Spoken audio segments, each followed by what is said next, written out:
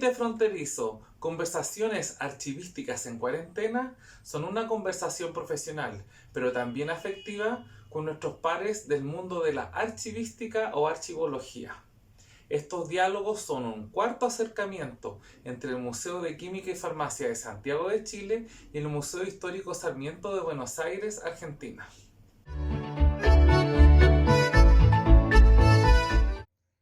Hola amigos del Límite Fronterizo, reciban un saludo de Guatemala.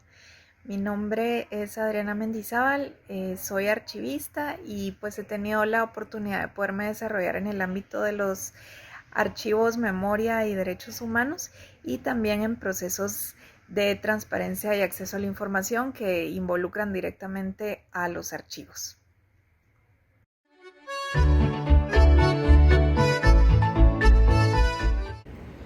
¿Qué opinión te merecen aquellas personas de otras disciplinas que abordan temáticas archivísticas cuando no hay un especialista en el tema? Hola amigos del Límite Fronterizo. Es un gusto poder compartir con ustedes algunas experiencias a nivel Latinoamérica. Para ir respondiendo un poco la pregunta, pues quiero contarles que en Guatemala existe un número muy reducido de archivistas formados académicamente. A mí me encantan estas oportunidades para poder contar que soy la archivista número 29. Bueno, en Guatemala, en el año 2005 surge uno de los proyectos archivísticos más grandes a nivel Latinoamérica, que años más tarde pues se va a convertir en un referente sobre archivos, memoria y derechos humanos. Este proyecto demandó a más de 200 personas que se involucraran en el trabajo archivístico. Como podrán darse cuenta, este número pues no iba a poder ser cubierto por los pocos archivistas que en ese entonces existían. Sin embargo, este personal que podemos decir que nunca había tenido contacto directo con documentos y menos con archivos de gran volumen, fueron capacitados con las archivistas nacionales que en ese momento se encontraban y también se tuvo la oportunidad de tener capacitaciones muy intensas con archivistas internacionales, por nombrar un par de ellas, tomando en cuenta que hubieron muchísimas personas involucradas en este proceso de formación. Podemos decir que estuvo Trudy Peterson y Kate Doyle. Estas intensas jornadas de aprendizaje muchas veces eran con traductores, ¿verdad? Y eran jornadas largas en donde sí o sí se debía aprender el principio de procedencia, en donde sí o sí debíamos de aprender el orden original. También procesos de conservación, procesos de identificación, procesos de reprografía. A la par de eso iba también la investigación archivística.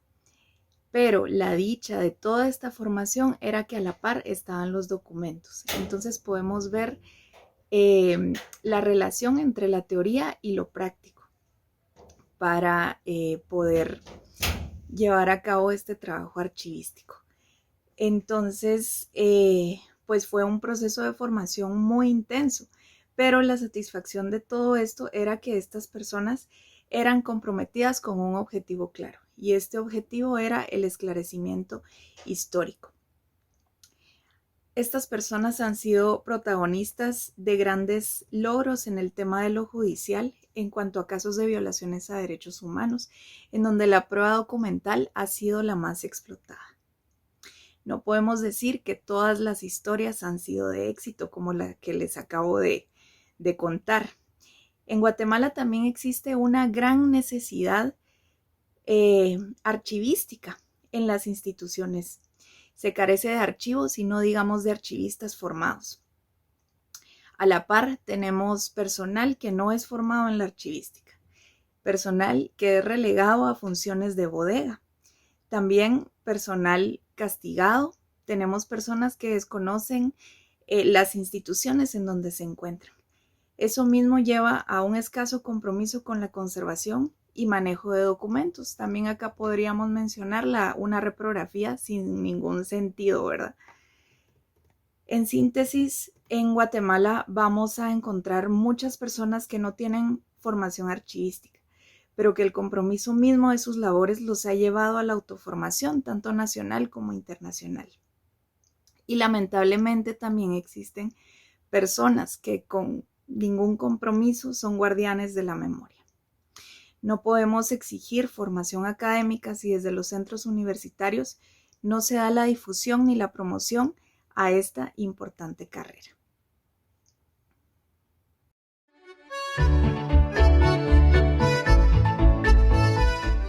¿De qué manera crees que los archivos debiesen estar disponibles a la comunidad? ¿Eso sucede actualmente, al menos en los archivos históricos? Bueno, en Guatemala la ley de acceso a la información pública se ha convertido en el caballito de batalla cuando hablamos de archivos y acceso a la información, ¿verdad? Ya que carecemos de una ley de archivos que regule todo lo relacionado con el tema. Los archivos se deben difundir de manera que puedan generar esa fascinación en las personas de a pie que jamás hayan tenido contacto con los archivos. Pero ¿cómo podemos generar esa fascinación? Esa fascinación la podemos generar en cómo nosotros los archiveros o los archivistas estamos construyendo nuestras herramientas de descripción. Si nadie habla de un archivo, nadie lo va a conocer.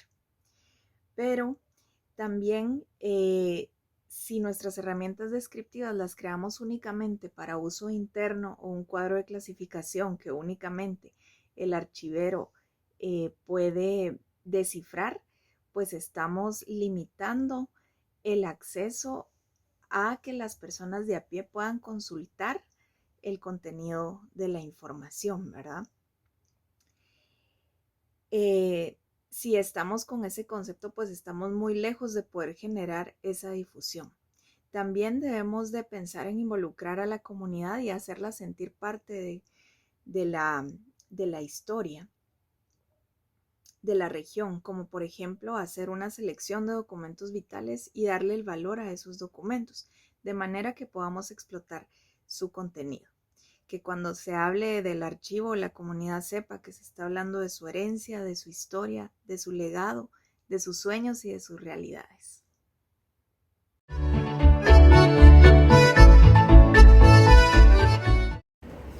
En nombre del Museo Histórico Sarmiento de Buenos Aires, Argentina, el Museo de Química y Farmacia de Santiago de Chile, en nombre de Richard Solís, su director, y en el mío propio, te damos enormes gracias por haber sido parte de esta cuarta edición de Límite Fronterizo.